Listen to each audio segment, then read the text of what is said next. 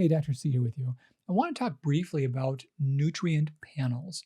There's a lot of popular test panels that measure a large number of vitamins and minerals. Some will also measure fatty acids or amino acids. And it makes a lot of sense that this could be a cool thing. There's the idea that if someone has an illness or a symptom, that there must be some nutrient that's behind that. And if you only test and know the right one, you could find a solution for that problem. Makes perfect sense and it's totally appealing, and it appeals to me as well. Let me share a story with you guys. So when I first started practicing, I mean, first, like in my first probably month or so of practice, there was a couple that came to see me, really nice people, and he was representing a company that was a newer one that did an advanced nutrient test. And they wanted to establish care, have me do a good checkup on them. And they also wanted to have this test run. They needed a doctor to draw it, give them an order for it. And, I was happy to oblige, happy to learn about it as well. Uh, Kind of a tricky thing. His nutrient test came back pretty good. There was really almost nothing he was low in. And I think only one or two were low by smaller amounts, like low normal. She was a mess. She had a lot of scores off badly. That was the nutrient test. Their general health was a different story. He had, it looked like he had metastatic liver cancer, and sadly he did. Dear man, he passed away just months afterward. I saw those levels on his tests. We referred him out for further evaluation, and it was just too late. It was really tragic. She was quite healthy, but her thyroid was off by a little bit. So she, able to square that away. She did better. She sadly lost her husband. But over the following months and years, I was given the chance to do more of those tests. The company wanted me to, use the tests and become familiar and comfortable with them. So I was given several more that I could do on myself. And I wanted to know, at first I was just kind of thrown off. I said, look, if he was obviously so unhealthy, but his levels were so good and she had such bad levels, but she was, fine, how could that square? It made me just concerned about it. And at the time, I was also working in an analytical laboratory. So the clinic that I was under, they were also part owners of a laboratory. And I saw firsthand how laboratory science was not easy, how there was a lot of human element, a lot of subjectivity, and things might not always go well. And a simple thing we did in the lab was we would do a lot of split samples to make sure the machines were working right. What that would mean is that we would run the same test on the same person's blood multiple times. And when you take blood in a tube, in most cases, you've got a lot more blood than you need to run the test. So you can, at the same tube, run multiple samples from it and run the test more than once. Now, it seems obvious that if you run that same sample, multiple tests off of it, you should get identical results or pretty darn close identical results. Well, you rarely get identical results, but yeah, they should be pretty darn close.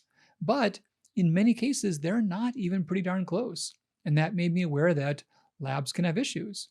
Now, nutrient tests, they're trying to figure out the nutrients that are available to the cells. The nutrients floating in the bloodstream are not always useful because the body works hard to keep them there, even if you're low in those nutrients. Or even if you've got too much, you try hard to maintain a balance. So they use a lot of complex methods to try to figure out what the cellular uptake is of certain nutrients. And because a really sick guy had great scores and a healthy gal had horrible scores, I wanted to see if that was reproducible or not. So I did a split sample on myself. My nurse drew the blood. We put her name on one of the tubes, my name on the other. We sent them in, and we got totally different results, even though it was all our blood. And having had that experience early along, it made me really just pause and pump the brakes on things. There's a lot of cool things that I would love to be able to test for, and a lot of tests that have emerged over the years. But I've always known that the tests may not be accurate.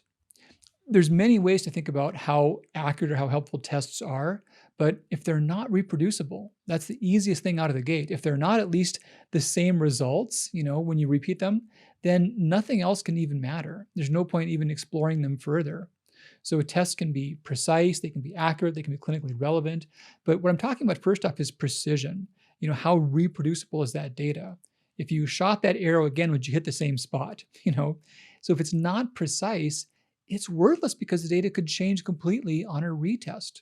So there's tons and tons of tests that I'm aware of and I've scrutinized and I've chosen never to use because of their poor precision. And it's a huge problem that's really not talked about enough. Now, with panels in general, tests that involve a large number of different items within them, the other problem that emerges is the rate of false positives. Now, if you're testing something that's you're screening for it, you have a population in which it's probably not there, but you're screening to see if it might be there. So the population changes the accuracy of your test. Hear me out. Imagine we're talking about, let's say we're talking a test for a condition called progeria, which affects maybe one person out of a billion. That's probably not exactly right, but it's extremely rare. Let's use 1 out of a billion for easy math. So we're measuring someone for progeria. And let's say you measure 20 people for it, and all 20 come back positive for having it. Well, we don't have 20 billion people on the planet. And even if we did, what are the odds you got those exact 20? That's pretty improbable. So if you see a rare condition that commonly, there's a much higher likelihood that it's a false positive. And on the other hand, let's say that you're measuring, you're at a pregnancy support group, and you're doing pregnancy tests on a group of known pregnant women that are visibly pregnant, and a certain number come back with negative results. Because of your population, there's a pretty good chance that's a false negative. So this is the importance of knowing about the population risk before determining the accuracy of a test. This comes up all the time with medical screening. Like with mammograms, for example, you could have a low rate of false positives, maybe only 1% of the time there's a false positive. But if this disease only affects one person out of 10,000, the odds are 100 times more likely to get a false positive than a true positive, just because of the rate of the disease. Now, for nutrient levels, you really need to know how likely it is to actually be deficient in that nutrient. And that's really not taken into account. The other problem is that when you're checking 30 different things, that same problem I mentioned goes up by a factor of 30. Let's say that there's maybe a 5 or 10% chance of one of those 30 things being wrong. Well, in truth, it's probably more like a 25% chance for each one, but let's say 10% for easy math. What that means is a person with no problems will almost certainly have at least 3 problems, because there's about a 10% chance, and we're doing it 30 times. So there's probably going to be at least 3 things that are falsely positive. And this is a big problem with screening tests, and this is a big problem that involve many different measurements. So whenever you measure a large number of things, the odds of seeing false errors become more likely than not. So yes, because of screening, because of imprecision, and because of the law of larger numbers, when you check a whole bunch of nutrients, you're probably going to see a bunch of things that are not right. And when these tests are done, I've never seen cases where they all the results come back normal. They always show problems.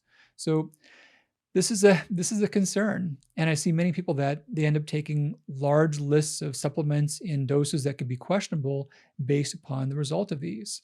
So I just want to take some time and do like a public service announcement and talk about these large screening panels. And just, if you're ever getting a test done, you want to know, how likely is it that I have this problem?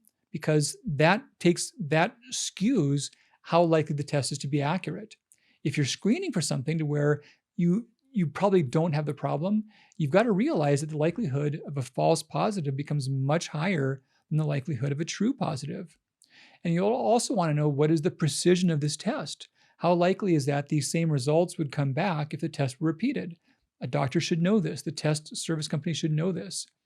You also want to know the clinical relevance of the test. You should know that those results, if acted on, can yield some good outcome that wouldn't happen otherwise. So those are the 3 things you need for testing. You need precision, you need accuracy, and you need clear clinical outcomes. And those things are often lacking. So before you invest a lot in expensive large panel screens, just think all that through. I don't use tests like that. I like the idea of them, but they're just not accurate and more misleading than otherwise. So I have nothing to gain from this. Just wanted to help you out, maybe save you a headache along the way. All right, take great care. We'll talk in really soon. Bye-bye.